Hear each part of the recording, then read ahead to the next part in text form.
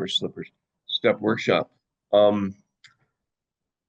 So yesterday and the day before, we talked about step 11. We talked a bit about prayer, and we also, everybody talked about coming to this particular meeting, this specific meeting, because we focus so much on classroom work. We focus so much on teaching the steps, taking you through the steps in about a month or a month and a half. And then we give reading and writing assignments so people move right along here and people get well here. That's the idea of this meeting. So it's different than a lot of regular AA meetings where you go in and talk about your day and all of that. We don't really care about that because this is a class, it's a workshop. So, and then we're going to kind of get going here in a second. Yesterday was Monday. We missed reading on the 12 by 12, but we're going to let that slide for a second. I wanted to talk to, let's see here. Just let me look and see who the heck. We're missing a bunch of people here today, but well, I'll ask you anyways. Oh, I know. So I'm going to go to Lori in Canada. If you could unmute, Lori, you could turn your camera on too. Any of you could turn your camera. So we did your 6th and 7th step, right? But we didn't do the 9th step with you, right? Well, we didn't do it, but I started it. But we gave it to you. Okay, and then the idea of what you do with the 9th step is you start to write down. Do you have your list of people in the 8th step of who you need to make amends to? Did we talk about that? Yeah, I know them. Okay, so who are they? The entitled people at the food bank, the government, and my daughter-in-law. Oh yeah, we talked a little bit about that. Your daughter-in-law and the government. And you need to make them. The entitled people. Well, that's not the spirit at which we come to the 9th step with. This is where we start to look at people that we have wronged and that we need to mend fences with. I did wrong them. Well, you can't be cavalier about this with them or with yourself, because what happens is it just backfires on you. Yeah. And you see people in AA all the time. They're walking around with this constant resentment against people for a long time. I'm one of them. And it's like, so we get into a class like this, or this step support group, and this is where we kind of give it up. We have to give it up. And the big thing is, well, let's start with the daughter-in-law. So what is it that you're going to need? So did you write to me what it is that you wanted to say to her? No, I've already made my, I apologized to her, but I have to get rid of a resentment. Well, okay. When did you talk to her? 2.5 years ago. No. You just did your 4th step and 5th step and 6th step. So now, are you even talking? You and your daughter-in-law? Oh yeah, we're fine. We're fine. Oh, you're fine. Oh yeah. But I have a resentment I have to get rid of because I still have a resentment over what happened. Okay. What is the resentment? What is it? What happened? Well, she treats my son has 4 children, 2 with her, 2 with his first wife, and he has custody of all of them.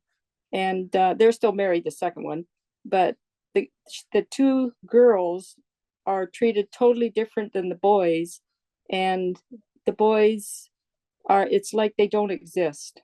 They've said that to me. They just feel like they don't exist.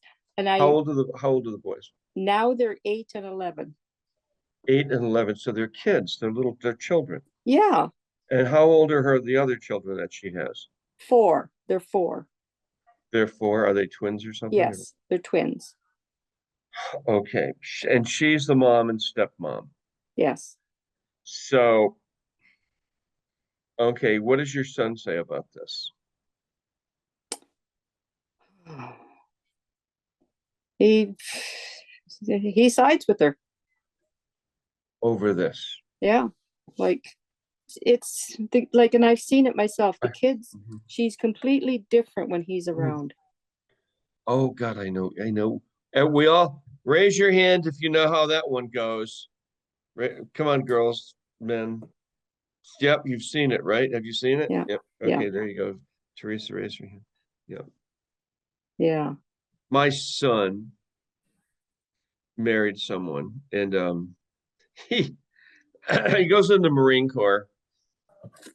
He gets out of the Marines, and then he goes to CU, goes to the Marine Corps right out of high school. Then it comes back and goes to university, and then on a summer vacation, he meets a woman who's 12 years older than him on a beach in Colombia, the country, and he marries her. And she was like divorced, and her parents had just died. Later. And whenever she was Yes. around him, um, he was around her. He was totally different. He just shut up. He didn't say a word. And then she had complete control of the relationship. They went, "Hey, how you doing, Dad?"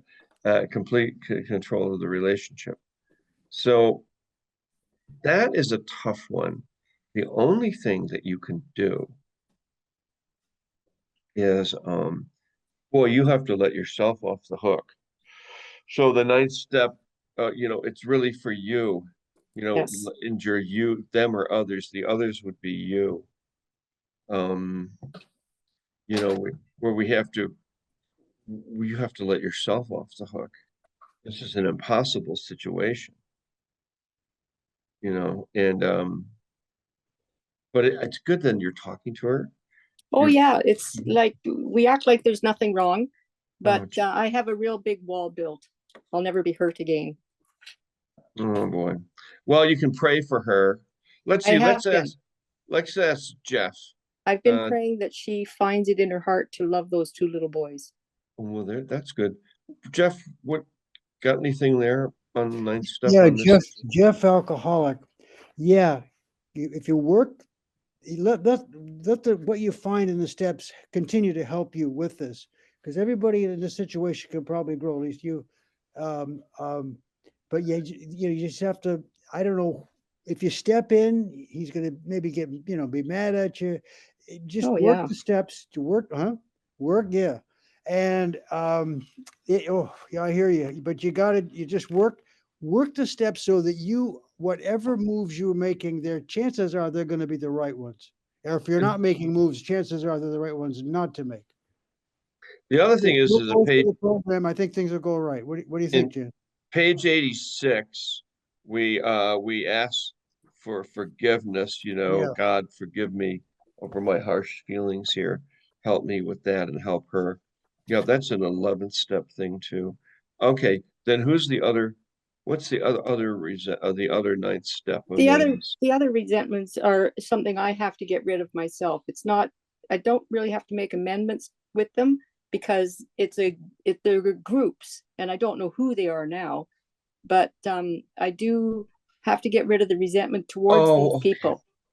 That's right. You told me that. And then I think we came up with your solution is stay in Arizona and Yeah. don't go to work and just relax and try to stay away. Yeah, you get to the burnout stage, it can be very, very very, very difficult.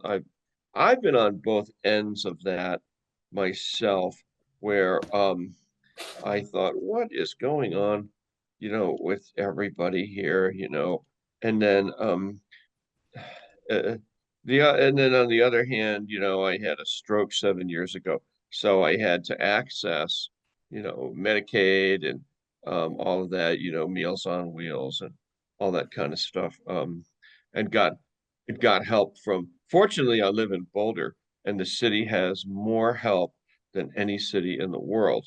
So I really did get a lot of support. And you have to pray for those people. You have to put them all in God's hands and ask God to take care of them. It's not your job to Yeah. be the judge. You are not the judge of them. You're barely the judge of you. I had a sponsor that used to say, put the judge to rest. You are not sitting up there on the, you know, you're not on the bench and you don't have a gavel. And you have, and we see a lot of, I mean, we thought we have an election that's going on about all of that kind of stuff right now. And, how do you go from being in, here's a question to ask yourself and to pray about. How do I go from being in a position to offering aid and helping these people to judging them? Judge thee not, lest thee be. What is that? What's the biblical, Jesse or Sam? Do you guys know what it is?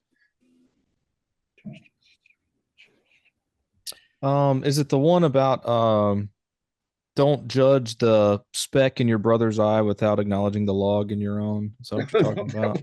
That would Yeah, be good. that's in Matthew. Something like that. Yeah, that's pretty close. That's like getting slapped on the side. Go ahead, Sam. You were about to say something. Judge thee not, lest you be judged, or something. There you go.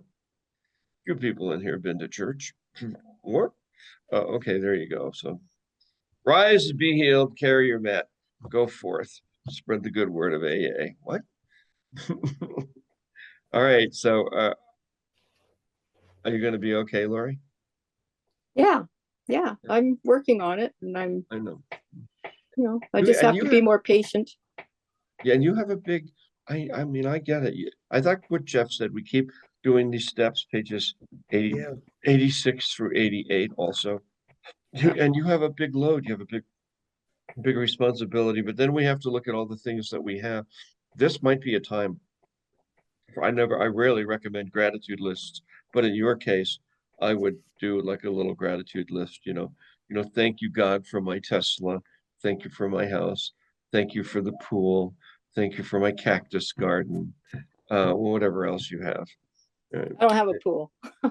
And of course you have a pool. Or a Tesla.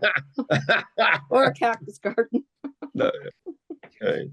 Well, thank you for the state of Arizona. I am thankful that I get the boys a lot.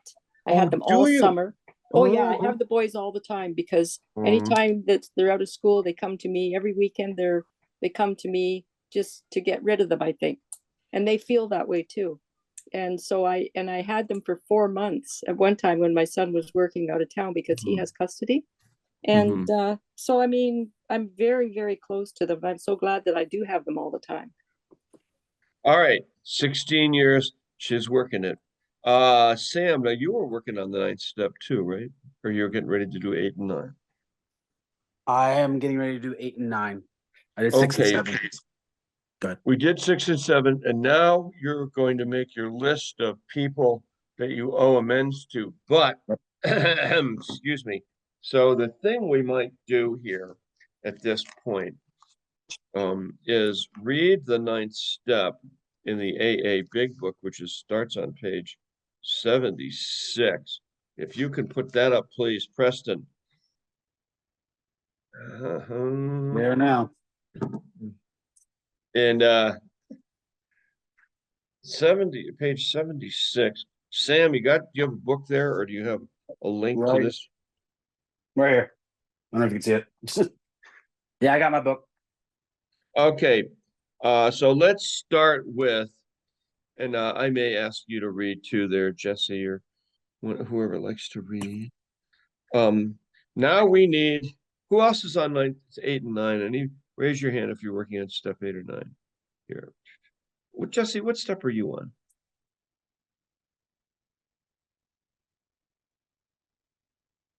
You have to unmute. Yeah. Sorry, I'm on 6 and 7.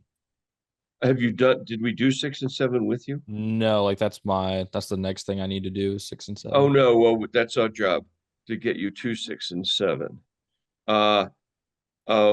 So I want you, well, here, let me do this really quickly with you. 6 and 7's on page 76. Unmute yourself. Stay unmuted. All right. Okay, so put that up, please. Next, Preston. Anybody else in here on 6 and 7 that we have not done it with? All right. Okay, so start reading at the top of page 76. You've done If your we fifth can, step, you've done your fourth step, you've done your fifth step, and now read this. if we can answer to our satisfaction, we then look at step 6. We have emphasized willingness as being indispensable. Are we now ready to let God remove from us all the things which we have admitted are objectionable? Can Right he there. Read slowly. So are you? Answer that question. am I now ready to let God remove from us all the things which we have admitted are objectionable? Yeah, in your fifth step. Yes. Good. Go next line. Can he now take them all, every one? If we still You cling to something, have to answer. yes. Good. All right. If we still cling to something we will not let go, we ask God to help us be willing. When Okay. ready, we say something like this: My Creator, I am now willing that you should have all of me, good and bad. I pray that you now remove from me every single defect of character which stands in the way of my usefulness to you and my fellows. Grant me strength as I go out from here to do your bidding. Amen. Now we now completed step 7. So now doing God's bidding will now be step 8 and 9. So you're gonna do this with us. So go ahead and read the first page, and then I'll have you chime in. Sam, you and Sam, we're gonna do step 8 and 9 with you both right now. All right, now we need more action, without which we find that faith without works is dead. Let's look at steps 8 and 9. We have a list of all persons we have harmed and to whom we are willing to make amends. We Stop made it right when there. So do you have a list? Well, you did it in your fourth step, but now you're going to make another complete list of people that you have harmed or institutions. All right, keep going. Okay. We made it when we took inventory. We subjected ourselves to a drastic self-appraisal. Now we go out to our fellows and repair the damage done in the past. We attempt to sweep away the debris which has accumulated out of our effort to live on self-will and run the show ourselves. If we haven't the will to do this, we ask until it comes. Remember, it was agreed at the beginning we would go to any lengths for victory over alcohol. Probably there are still some misgivings. As we look over the list of business acquaintances and friends we have hurt, we may feel diffident about going to some of them on a spiritual basis. Let us be reassured. To some people, we need not and probably should not emphasize the spiritual feature on our first approach. We might prejudice them. At the moment, we are trying to put our lives in order, but this is not an end in itself. Our real purpose is to fit ourselves to be of maximum service to God and the people about us. It is seldom wise to approach an individual who still smarts from our injustice to him and announce that we have gone religious. In the prize ring, this would be called leading with the chin. Why lay ourselves open to being branded fanatics or religious bores? We may kill a future opportunity to carry a beneficial message, but our man is sure to be impressed with a sincere desire to set right the wrong. He is going to be more interested in a demonstration of goodwill than in our talk of spiritual discoveries. We don't use this as an excuse for shying away from the subject of God. When it will serve any good purpose, we are willing to announce our convictions with tact and common sense. The question of how to approach the man we hated will arise. It may be that he has done us more harm than we have done him, and though we may have acquired a better attitude toward him, we are still not too keen about admitting our faults. Nevertheless, with a person we dislike, we take the bit in our teeth. It is harder to go to an enemy than to a friend, but we find it much more beneficial to us. We go to him in a helpful and forgiving spirit, confessing our former ill feeling and expressing our regret. Well, right there. Okay, good. You want to pick it up from there, Sam? Sure thing. Under no condition do we criticize such a person or argue. Simply, we tell him that we will never get over drinking until we have done our utmost to strengthen our past. To straighten out our past. We are there to sweep off our side of the street, realizing that nothing worthwhile can be accomplished until we do so, never trying to tell him what he should do. His faults are not discussed. We stick to our own. If our manner is calm, frank, and open, we will be gratified with the result. In 9 cases out of 10, the unexpected happens. Sometimes the man we are calling upon admits his own fault, so feuds of years standing melt away in an hour. Rarely do we fail to make satisfactory progress. Our former enemies sometimes praise what we are doing and wish us well. Occasionally, they will offer assistance. It should not matter, however, if someone does throw us out of his office. We have made our demonstration, done our part. It's water over the dam. Most alcoholics owe money. We do not dodge our creditors, telling them that we are trying to do what we are trying to do. Excuse me. We make no bones about our drinking. They usually know it anyway, whether we think so or not. Nor are we afraid of disclosing our alcoholism on a theory it may cause financial harm. Approached in this way, the most ruthless creditor will sometimes surprise us. Arranging the best deal we let these people know we are sorry. Our drinking has made us slow to pay. We must lose our fear of creditors no matter how far we have to go. We are liable to drink if we are afraid to face them. Perhaps we have committed a criminal offense which might land us in jail if it were known to the authorities. We may be short on our accounts and unable to make good. We have already admitted that this in confidence to another person, but we are sure we would be imprisoned or lose our jobs if it were known. Maybe it's only a petty offense, such as padding the expense account. Most of us have done that sort of thing. Maybe we are divorced, never remarried, but haven't kept up the alimony to number one. She's indignant about it and has a warrant out for our arrest. That's a common form of trouble, too. Although these reparations take innumerable forms, there are some general principles which we find guiding. Reminding ourselves that we have decided to go to any lengths to find a spiritual experience, we ask that we be given strength and direction to do the right thing, no matter what the personal consequences may be. We may lose our position or reputation or face jail, but we are willing. We have to be. We must not shrink at anything. Usually, however, other people are involved. Therefore, we are not to be the hasty and foolish martyr who would needlessly sacrifice others to save himself from the alcoholic pit. A man we know had remarried. Because of resentment and drinking, he had not paid alimony to his first wife. She was furious. She went to court and got an order for his arrest. He had commenced our way of life, had secured a position, and was getting his head above water. It would have been impressive, heroic, if he had walked up to the judge and said, "Here I am." We thought he ought to be willing to do that, if necessary. But if he were in jail, he could provide nothing for either family. We suggested he write his first wife admitting his faults and asking forgiveness. He did, and also sent a small amount of money. He told her what he would try to do in the future. He said he was perfectly willing to go to jail if she insisted. Of course she did not. The whole situation has long since been adjusted. Before taking drastic action which might implicate other people, we secure their consent. We have obtained permission, have consulted with others to ask God to help, and the drastic step has indicated we must not shrink. Stop right there. Who else wants to read? Hey, Stacy, you want to read a little? Let you pick it up from there. This brings to mind a story about one of our friends. While drinking, he accepted a sum of money from a bitterly hated business rival, giving him no receipt for it. He subsequently denied having received the money and used the incident as a basis for discrediting the man. He thus used his own wrongdoing as a means of destroying the reputation of another. In fact, his rival was ruined. He felt that he had done a wrong he could not possibly make right. If he opened that old affair, he was afraid it would destroy the reputation of his partner, disgrace his family, and take away his means of livelihood. What right had he to involve those dependent upon him? How could he possibly make a public statement exonerating his rival? After consulting with his wife and partner, he came to the conclusion that it was better to take those risks than to stand before his creator guilty of such ruinous slander.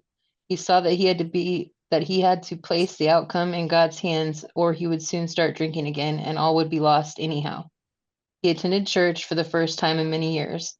After the sermon, he quietly got up and made an explanation. His action met widespread approval, and today he is one of the most trusted citizens of his town. This all happened years ago. The chances are that we have domestic troubles. Perhaps we are mixed up with women in a fashion we wouldn't care to have advertised. We doubt if in this respect alcoholics are fundamentally much worse than other people, but drinking does complicate sex relations in the home. After a few years with an alcoholic, a wife gets worn out, resentful, and uncommunicative. How could she be anything else? The husband begins to feel lonely, sorry for himself. He commences to look around in nightclubs or other equivalent for something besides liquor. Perhaps he is having a secret and exciting affair with the girl who understands. In fairness, we must say that she may understand, but what are we going to do about a thing like that? A man so involved often feels very remorseful at times, especially if he is married to a loyal and courageous girl who has literally gone through hell for him. Whatever the situation, we usually have to do something about it. If we are sure our wife does not know, should we tell her? Not always, we think. Stop right there for a second. So, of course, this was written in the 1930s, and now, more than half the people in AA are women, and then all you have to do is listen to some of the contemporary songs from the 1970s to the present, and we'll realize this applies to both genders. Keep reading. We're not If saints. she knows in a general way that we have been wild, should we tell her in detail? Undoubtedly, we should admit our fault. She may insist on knowing all the particulars. She will want to know who the woman was and where she is. We feel we ought to say to her that we have no good right to involve another person. We are sorry for what we have done, and God willing, it shall not be repeated. More than that cannot do. We have no right to go further. Though there may be a justifiable exceptions, and although we wish to lay down no rule of any sort, we have often formed this the best course to take. Our design for living is not a one-way street. It is as good for the wife as for the husband. If we can, oops, hold on. You're right. Sorry, I lost my page. How about this? We'll stop there. And how about Okay. Rebecca? You want to pick it up? Would you like to read? Are you with us or maybe not? Who else wants to read? You want to read, Gwen? You have your book open. There you go. Okay, Gwen's going to read. Here we go. Okay. Perhaps there are some cases where the utmost frankness is demanded. No outsider can appraise such an intimate situation. It may be that both will decide that the way of good sense and loving kindness is to let bygones be bygones. Each might pray about it, having the other one's happiness uppermost in mind. Keep it always in sight that we are dealing with that most terrible human emotion, jealousy. Good generalship may decide that the problem be attacked on the flank rather than risk a face-to-face combat. If we have no such complication, there's plenty we should do at home. Sometimes we hear an alcoholic say that the only thing he needs to do is to keep sober.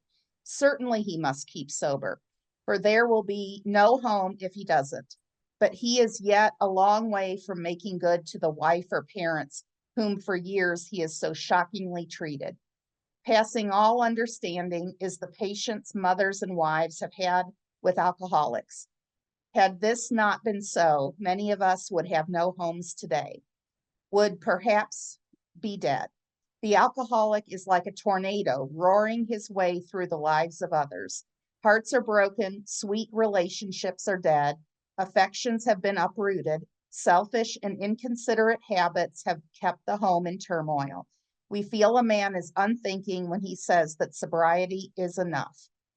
He is like the farmer who came up out of his cyclone cellar to find his home ruined. To his wife, he remarked, "Don't see anything the matter here, Ma. Ain't it grand the wind stopped blowing?" Yes, there is a long period of reconstruction ahead. We must take the lead. A remorseful mumbling that we are sorry won't fit the bill at all. We ought to sit down with the family and frankly analyze the past as we now see it. being very careful not to criticize them. Their defects may be glaring, but the chances are that our own actions are partly responsible. So we clean house with the family, asking each morning in meditation that our Creator show us the way of patience, tolerance, kindliness, and love. The spiritual life is not a theory. We have to live it. Unless one's family expresses a desire to live upon spiritual principles, we think we ought not to urge them. We should not talk incessantly to them about spiritual matters. They will change in time. Our behavior will convince them more than our words. We must remember that 10 or 20 years of drunkenness would make a skeptic out of anyone. There may be some wrongs we can never fully right. We don't worry about them if we can honestly say to ourselves that we would be right, say to ourselves that we would right them if we could. Some people cannot be seen. We send them an honest letter, and there may be a valid reason for postponement in some cases, but we don't delay if it can be avoided. We should be sensible, tactful, considerate, and humble without being servile or scrapping.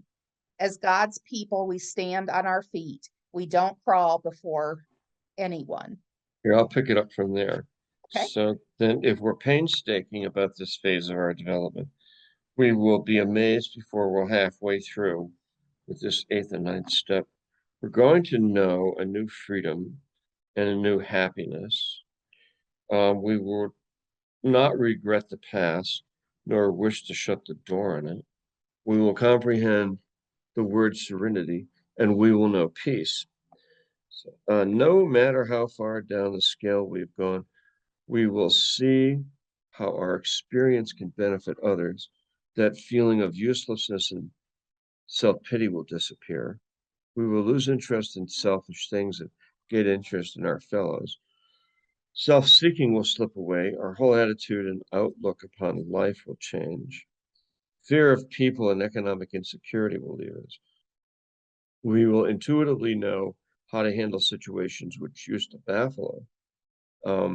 We will suddenly realize that God is doing for us what we could not do for ourselves. Are these extravagant promises? We think not. They are being fulfilled among us, sometimes quickly, sometimes slowly. They will always materialize if we work for them. So that's the end result of doing this 9-step process. The other thing that's really important in this, I mean, they really go deep in here. You know, we're talking about somebody who has seriously messed up his life, his family's life. You know, and for those of us who have families, husbands, wives, partners, children, and we've, you know, and jobs, this then, you know, is relevant. I don't think there's too much difference between, well, let me ask, who has, okay, you have family, wife and kids and job and all that. Was this relevant to you when you were working on it, Matt? Yeah, it was absolutely. And a lot of it for me was sticking to these promises and then being it shown by example. I mean, people could see the difference, and it wasn't me saying things, like I said, apology to her, etc. I mean, it was through, I mean, it has come through time. It's really a lot of most of the, if not all the promises have come true. Did you have to, now, did you sit down? Did you have to sit down with your wife and your children, or? Just my wife. I mean, my wife was on my list, and so she was the only one. And it was a sort of not I want to say non-event, but she listened and said, okay, I understand, great, blah blah blah. But it was more seeing it happen over the next several months and the change, which she's commented on many times. How much better things are. So all the way you've become around. a different person in the family since you stopped drinking. Completely different. Yep. Is everybody happier with Much, you? yeah, yeah. Yep. Yeah, I'm a physically and mentally around more, the whole 9 yards. And who helping the else? room mothers, Helping what? the room mothers at, school. That's, I mean, oh my God. Yeah. so Uh, all over the oh, so place. you're not the drunk guy who shows up at the PTA meeting. So There you whatever. go. Right, right. Or Okay, the yeah. kids Oh, sports event. that's it. Dad passed out on the soccer field again. He's got him laying down behind the bench. Oh boy, I know. All right, and who else is in this category? Somebody is Stacy. Big difference in your family?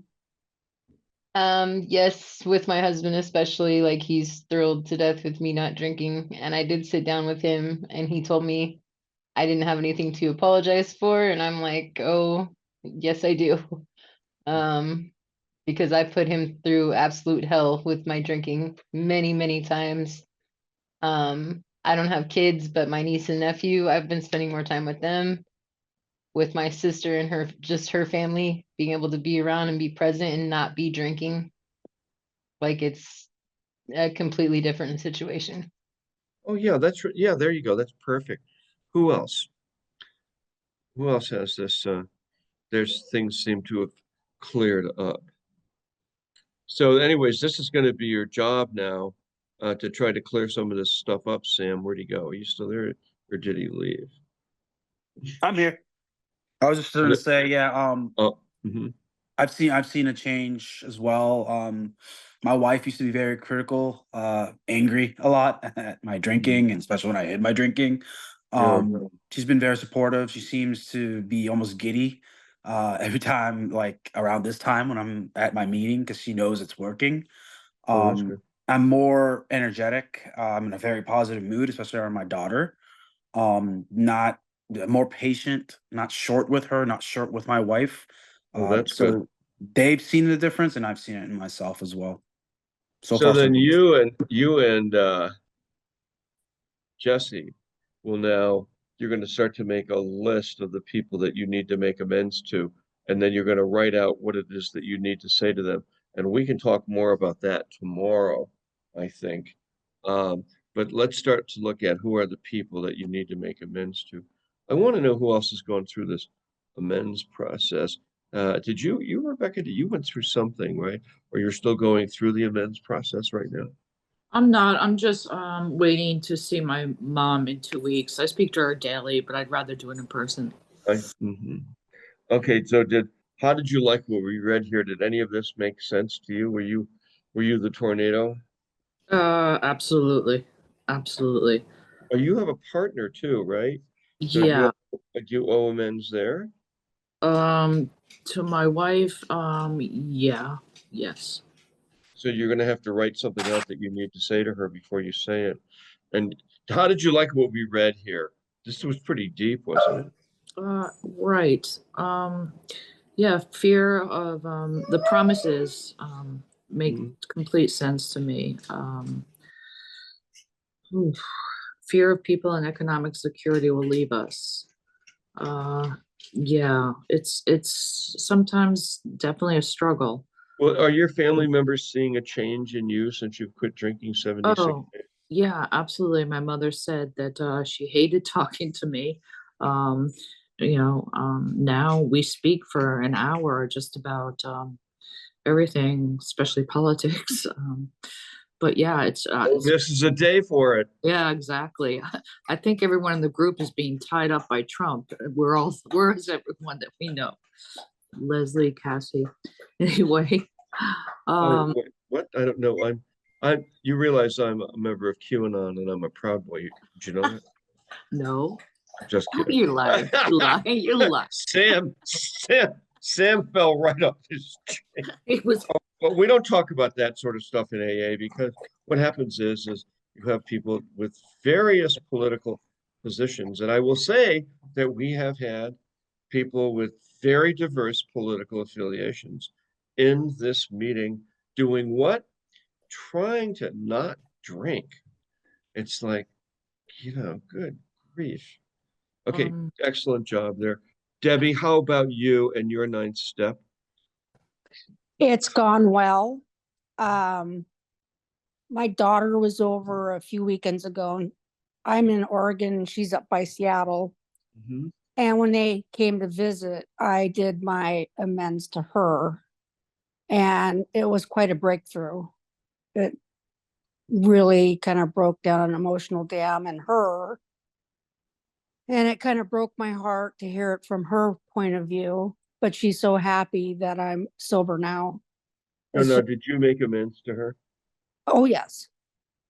And so your relationship is better with her? Yes. You, okay, yeah. And so how many kids do you have? Two. Two daughters. Two daughters. Do you have a husband? Yes. How's that going? So you have husband, two daughters. How are the relations improving with everybody or not? Yes. Yes. And my parents are very happy that I'm going through this. I have think, yeah, go ahead. I have a brother and all of his kids and their kids, and we have a family meeting every Sunday. And his wife and some of his wives. So, and they're all very accepting and everything. And it's really kind of weird because they're like, so you're really doing quite well, aren't you? And I'm like, yes. Now, this is 46 years ago. So, and I got sober in my 20s. But sometimes if we don't quite explain this to them, and I have nieces and nephews who are all sober, and they're pretty good with it. But sometimes people don't understand alcoholism, and they realize they just think you were such a jerk. What was your problem? And it was like, well, it had to do with the drinking. Um, so for me, anyways, my brother will say, "Well, you're well traveled, aren't you?" I go, "You have a house?" I'm like, "Yeah." And you've had job, yeah. Been a CEO of some companies. Oh, well, because the last time we saw you, you had long hair and you were falling down in the park. How, you know, it's like, what the hell? If my sister still feels that way, she can't get over herself. But my brother explains to her, he says, "You realize that Jan's a respected member of the community in Boulder." That could not possibly be. What am I supposed to do? I made amends to her and to my brother. I have another brother, and clearing our side of the street. That's it. And praying, we pray for those people. We have to pray for them. Right. And something else, guys. I limit the kinds of negative people that I will let in my life, whether they're family members or anybody else. Anybody that just wants to start in on me, they're like, I hold them at, for whatever reason. I have Go about ahead. that. Yeah. My sister's I haven't made amends with her yet. I was waiting to see if I was going to see him over Thanksgiving, and I don't think I am because they're in Spokane and that's like 7 hours away. No.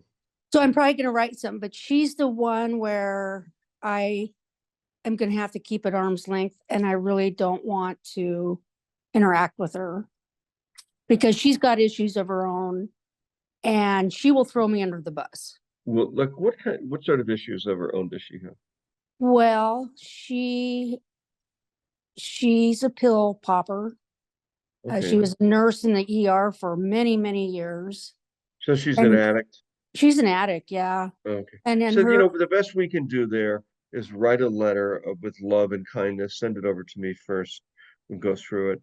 And then just that will be kind of it. okay.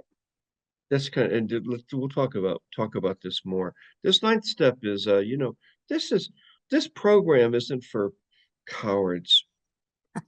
I mean, I'm a major coward, so I have a very hard time with it. But, do you want to talk about courage? This takes battlefield courage to do this. Let's see here. Thank you hey, and Kelsey, we haven't talked to Kelsey. Kelsey, how are you liking today's meeting? I'm liking it. Those are steps that I think are in my near future, Yeah. but not ready to go down that Well, road until I'm a bit more educated. Well, keep coming and we'll put you to work, okay? We'll start you on step 1 through 12. We'll get you. How many times have you been to this meeting? Twice? Yeah, it's my second one. Okay, just come tomorrow and we'll give you something to do, okay? Okay, How's that sound? Okay, yeah, we'll get you there. We'll definitely get you there, okay? And sounds good. you've been to AA before, right? Or no? Been to meetings, not classes. Okay. Yeah, okay. So look, definitely you're doing the right thing. It's kind of fun and interesting, isn't it? It is. It's definitely a different approach, and it's not people complaining about their day. It's Yeah, actionable items. yeah, So I'm very like, actionable items, yeah. And all right, glad you're here. Hey, Teresa, how about you? How are you liking today's meeting? Guys, yeah, again, Teresa, grateful alcoholic. I've had to work the steps and working them again. I think everything that you guys pointed out today was spot on, Yeah. especially to intertwine the promises into it. Great. The Abs- promises are part of it. Hey, here's the deal. If you think you might like this meeting, come for 5 days in a row and we'll put you to work, okay? Sounds good. You're welcome to come. Okay, thank you. Same time, same channel every single day. Rachel, how about you? How'd you like today's meeting? It was good. I have been attending meetings and other groups, but I have not had the opportunity to really dive into the book and the steps and the promises. So it's been Well, really here's the good. deal. Here's a story for you. You're welcome to come. Like I said to two other people, if you think you might like this, come for 5 days, see how you like it, and then we'll put you to work. And we'll take you through all 12 steps, give reading and writing assignments, and you'll be done in like a month, month and a half. Lauren. Hey, Lauren, are you there? How did you like today's meeting? How are you doing? Any good? Matt said Teresa and Rachel did that. Robert, how about you? How are you doing on the 9th step there, Robert? How did you like what we read today? Good to see you here. Mainly mine's all living amends. I still got a few letters to write, but yeah, I enjoyed it. All right, good. All right. How long are you sober now? Like 549 days or something like that. 549. Okay, and Jesse, so now we have to work on your list. How did you like today's meeting? Now you got to work on your list and we're going to help you and Sam through this 9th and anybody else through the 9th step process. Awesome. Yeah. No, I did like it. Luckily I've been party to hearing that read through a couple times, and it totally does kind of hit a little different when you're finally getting to that step for yourself. It kind of changes, how I think about it and how to kind of prepare into those amends. So yeah. Interesting choice of words you had. Party. That's what this is, right? This is a party, man. Party hardy, Dwayne. Jeff, how did you like today's discussion on the 9th step? How's it apply to you? You have to unmute. Yes, sorry for that. Jeff Alcoholic. I liked it because I always get something out of it. And I realize the amends that we make come from amends that we recognize. And when we're drunks, we have no ability to recognize the wrong that we've done, let alone do anything about it. So that's what the beauty of this is. It gives us the idea to look at ourselves realistically in the mirror and then make the amends. How do we make them? The steps tell us how to make them. And we just roll it, you know? And I realized it I had to works. realize that off of what you just said, that my behavior and words and actions, then living lifestyle, certainly accompanied with drinking and drugs, cause some people, family members, harm. And at the time, you're like, oh no, it couldn't possibly. I'm just living my life. But then we start to look at what did we do to these people and what happened. And in my case, I had some family members who really kind of bent over backwards. It says we don't look at their wrongs and what they did. We look at ours. How were we? And sometimes we get so stuck, so ingrained and our self-righteous behavior Mhm. toward other people that we never do see what we need to do. That's certainly my case. Did you have to make amends to anybody, Jeff? Oh, yes. Oh, sure. An example, like what would one person No, or company? amends to people that I worked for or with that a couple had some experience with people that they knew in the program, and they were onto me. No matter, but I got things done and I worked for her, but they were onto me, and I had to make amends to them. In fact, I just remade an amend after those years. I thanked the guy because Mm. I thought, what are they on my case for? I mean, I like the guy I work for, but what's he talking about? I mean, what's he talking about? He's a party pooper, you know, this sort of thing. And in relationships that you have, we don't, with women, whatever. Yeah. Yeah. We Yeah, finally I agree. have a whole list of everybody. Yeah. You know, Yeah. I Yeah. like, Yeah. I had businesses and they Yeah. talked about being short on accounts. I had to call people and explain, I've quit drinking. I'm in this Alcoholics Anonymous now, and part of the program is to make direct amends to people we've harmed. And I realize, Chad, that you did this book design for me. I owe you $1,000 on it. If I could pay you this amount of money a week, I'll get you paid off. And he's like, okay, that sounds great. I'm really glad you called. I hope you're doing well, you know. And so I had to so there was one company there, I'd write check to him this was back in 1970, 76 or so, 77. So $100 a week was a lot of money.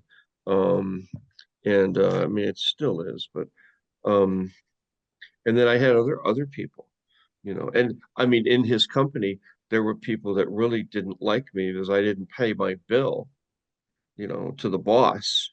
And so I had to make amends to them, just apologize to them and say, and they're like, well, good, good. And then I had to follow through with, making that payment. And to this day, we're friends. And you multiply that times a lot of other people, people that ran company. I mean, they're human beings, people behind, and then I had other occasions where credit card companies, they talked about the creditors. So I had to make a deal with the credit card companies and say, this is what I could pay. Can we do this? And, then it says we make the best deal that we can for anybody that has, credit card problems.